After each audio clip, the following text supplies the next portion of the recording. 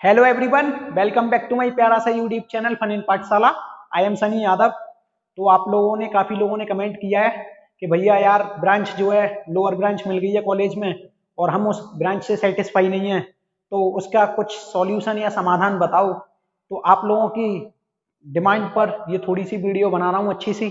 ठीक है, इसको पूरा देखना, आप लोगों का निवारण हो जाएगा इस वीडियो से कि ब्रांच अपग्रेड कैसे कराएं, कौन कौन से इंस्टीट्यूट्स में माइनर डिग्री का कॉन्सेप्ट है और उसका हम कैसे कैसे फायदा उठा सकते हैं, और ब्रांच अपग्रेड में किस किस कैंडिडेट को कितना फायदा मिलता है और कैसे उसको अपग्रेड कराना पड़ता है। तो बिना देरी किए शुरुआत कर लेते हैं। तो जैसे कि मान लीजिए बहुत सारी आईआईटीज हैं, बहुत सारी एनआईटीज हैं जिनमें ब्रांच अपग्रेड का सिस्टम है। जैसे कि आईआईटी दिल्ली, आईआईटी कानपुर में है ब्रांच अपग्रेड का सिस्टम। ठीक है, आईआईटी बॉम्बे भी है। तो एक बार अपनी आईआईटी में आप लोग कंफर्म कर लेना उसमें ब्रांच अपग्रेड और माइनर डिग्री का कॉन्सेप्ट है या नहीं। ठीक है, या गूगल पे सर्च करके देख लेना क्वेरा पे। वैसे सब में होगा ज्यादातर, लेकिन दो चार छह आईआईटी हो सकती है उनमें अपना कॉन्सेप्ट अलग हो, ब्रांच अपग्रेड का नहीं हो, सिर्फ माइनर डिग्री का हो। ठीक है, इसीलिए कंफर्म कर लेना। अब कुछ एनआईटीज भी ऐसे ही हैं। वैसे ज्यादातर एनआईटी जैसे कि NIT Jalandhar, NIT Kurukshetra, NIT Bhopal, काफी एनआईटीज है जिनमें ब्रांच अपग्रेड का भी सिस्टम है और माइनर डिग्री का भी कॉन्सेप्ट है। तो यहाँ पे दो कॉन्सेप्ट आ रहे हैं। पहला आ रहा है ब्रांच अपग्रेड। ठीक है, ब्रांच अपग्रेड तो इसको मैं लिख लूंगा, आप अभी समझाता हूँ। दूसरा है माइनर डिग्री। अब हम इसमें ये डिस्कस करते हैं कि ब्रांच कैसे अपग्रेड होगी और माइनर डिग्री अगर किसी को लेनी है तो वो क्यों लेनी चाहिए, उसका आपकी पढ़ाई पे कितना असर पड़ता है, वो सारी चीजें डिस्कस करते हैं। तो यहाँ आप देखोगे ब्रांच अपग्रेड का सिनेरियो सेम ऐसा है जैसे आपने जेई मेंस का पेपर दिया है ना, उसी तरीके से मान लो कुछ। यहाँ पे आपको जो भी एग्जाम होंगे आपके माइनर 1, माइनर 2, मेजर एग्जाम, मतलब सेमिस्टर के जो एग्जाम होते हैं एंड सेम एग्जाम, उसमें आपको बढ़िया तरीके से सीजी बनाने हैं। जैसे कि अगर मान लीजिए कोई जनरल कैंडिडेट है, तो अगर कोई भी सीएस की, एमई की जनरल सीट्स खाली रहती हैं, तो कोई टेक्सटाइल ब्रांच में पहुंच गया या कोई मेटलर्जी में पहुंच गया है, ठीक है, तो वो मैकेनिकल में शिफ्ट हो जाएगा, इलेक्ट्रिकल में शिफ्ट हो जाएगा। ठीक है, तो ये होती है ब्रांच अपग्रेड सिस्टम। अगर किसी को यहाँ पे मेटलर्जी मिल गई है मान लो, ठीक है, तो उसको सीएसई में जाना है, तो उसको उसी हिसाब से सीजीपीए लेके आने पड़ेंगे अपने एंड सेम एग्जाम में। दोनों मतलब किसी किसी कॉलेज में आपकी फर्स्ट ईयर के बाद ब्रांच चेंज होती है। ठीक है, किसी किसी कॉलेज में फर्स्ट ईयर के बाद ही होती है जनरली। ठीक है, तो फर्स्ट ईयर में आपका जो टोटल सीजी होगा, सीजीपीए, सीजीपीए ही बोलते हैं उसको, और जो 1 सेमेस्टर का होता है उसको बोलते हैं एसजीपीए। ठीक है, तो जो सीजीपीए होगा वो आपका देखा जाएगा। अब यहाँ पे जनरल कैंडिडेट्स हैं, अगर यहाँ सीएससी आईटी में आपकी इलेक्ट्रिकल में कोई भी जनरल सीट खाली होगी तो यहाँ का स्टूडेंट इधर शिफ्ट हो जाएगा। ठीक है, अब और कुछ लोग ये जो इंस्टीट्यूट वाले होते हैं ये कुछ सीट्स ब्रांच अपग्रेडेशन के लिए खाली भी रखते हैं। ठीक है, तो टेंशन लेने वाली बात नहीं है। अब यहाँ पे जनरल कैंडिडेट्स को जो है ज्यादा सीजी लेके आनी पड़ेंगी। जैसे कि एक एग्जांपल लेता हूं, अगर किसी भी कैंडिडेट के 8.5 सीजी हैं, एग्जांपल ले रहा हूं मैं, ठीक है, जनरल कैंडिडेट के, तो उसको, और तुम्हारे यहाँ पे जेई मेंस की रैंक भी देखी जाएगी। ठीक है, तो ये दोनों तीनों क्राइटेरिया होते हैं। और जो तुमने चॉइस लिस्ट भरी है आपकी, जो चॉइस लॉक कराई थी, उसमें भी देखा जाएगा आपका कि चॉइस आपने लॉक की है या नहीं की। ठीक है, और एक और फॉर्म देंगे वो लोग आपको फर्स्ट ईयर के बाद, लेकिन ये सब प्रोसेस फर्स्ट ईयर के बाद होगा। ठीक है, जिसमें आपको ब्रांच भरनी है कॉलेज में ही।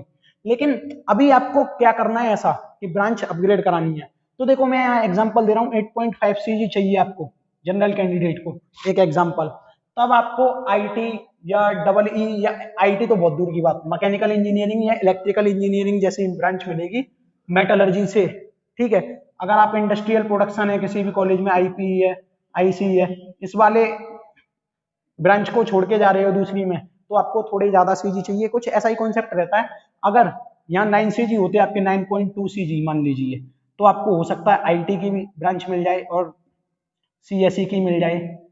अब यहाँ पे जनरल के बाद ओबीसी कैंडिडेट को उससे थोड़ा कम सीजी लाने हैं, यानी जो ब्रांच इसको 9.2 सीजी पे मिल रही थी, इसको 8.9 पे या 9 पे मिल जाएगी। इसी तरीके से एससी वालों को भी फायदा मिलेगा, 8.5 पर मिल जाएगी।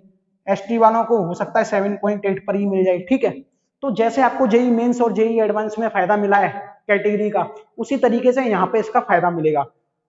तो ब्रांच अपग्रेड के लिए आपको ये तो श्योर है, अगर आपने ठान रखा है कि ब्रांच अपग्रेड कराना है, तो भाई साहब बहुत ढंग से पढ़ना चालू कर दो, क्योंकि आपका ये सेमेस्टर जो है ऑनलाइन होने वाला है और ऑनलाइन में जो है मार्क्स लेके आई वही आप जैसे लाओगे, चीटिंग वीटिंग करके पता नहीं कैसे लाओगे, ठीक है, और उससे भी अच्छे मार्क्स लाओगे तो एक लिस्ट बनेगी, उसको देखकर आपकी ब्रांच अपग्रेड होगी, ठीक है।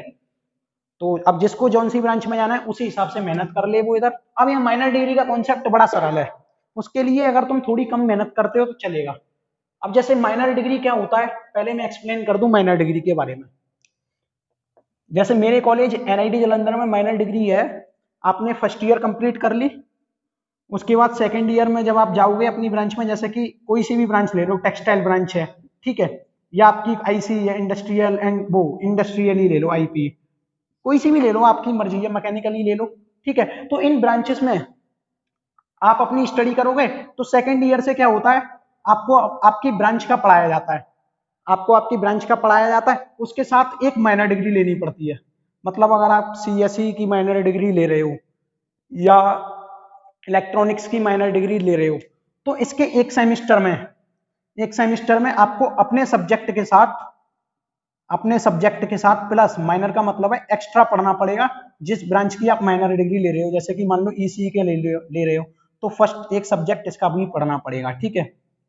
तो इससे क्या समझे आप, आपके पास 6 सब्जेक्ट अपने होंगे, 6 के अलावा एक ये हो जाएगा, तो टोटल 7 सब्जेक्ट पढ़ने पड़ेंगे, ठीक है। अब इसमें कितना क्राइटेरिया जाता है मार्क्स का, तो इसमें कुछ ज्यादा नहीं है, क्योंकि बच्चों को इनमें इसमें जो है वो ज्यादातर 7 CG 7.5 CG वाले भी अच्छी माइनर डिग्री ले लेते हैं। जैसे कि हमारी ब्रांच में 7 CG थी, ठीक है, उसकी माइनर टेक्सटाइल वालों को 7.2 पर मिल गई, ईसीई की माइनर डिग्री सीएसई की 7.5 पर मिल गई। तो इसमें 7 CG से अगर आपके ऊपर भी है ना, तो आपको ईसीई जैसी, आईटी जैसी माइनर डिग्री मिल जाएगी। लेकिन अगर आप जनरल कैंडिडेट हो तो कोशिश करना 7.5 CG रखो, माइनर डिग्री लेनी है अगर आपको सीएसई की, तो सीएसई की, आईटी की, जिसकी भी लेनी है 7.5 से ऊपर रखना, ठीक है। 8 से ऊपर रखोगे तो डेफिनेटली सीएसई की माइनर डिग्री तो मिलेगी आपको। अब माइनर डिग्री का कॉन्सेप्ट समझ चुके हो, अब एक सब्जेक्ट एक्स्ट्रा पढ़ना पड़ता है आपको। अब यहाँ एक्स्ट्रा की बात समझ में आ गई, एक्स्ट्रा सब्जेक्ट आप पर कितना लोड डालता है। देखो पहले ही बता दूं, जो आपकी ब्रांच के सब्जेक्ट्स होते हैं उनको तुम आराम से कर लेते हो कॉन्स्टेंटली, अगर एक एक घंटे भी क्लास भी ढंग से पढ़ लेते हो तो भी हो जाते हैं।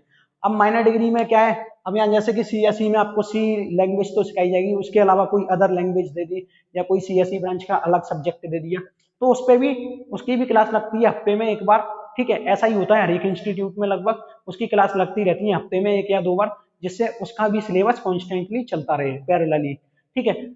तो इतनी बात समझ गए होंगे आप, माइनर डिग्री का कॉन्सेप्ट क्लियर हो गया होगा आपका। तो आप अपने हिसाब से तैयारी करो, जो डिग्री लेनी है आपको लो। थैंक यू, चैनल को सब्सक्राइब कर देना, लाइक भी कर दिया करो वीडियो।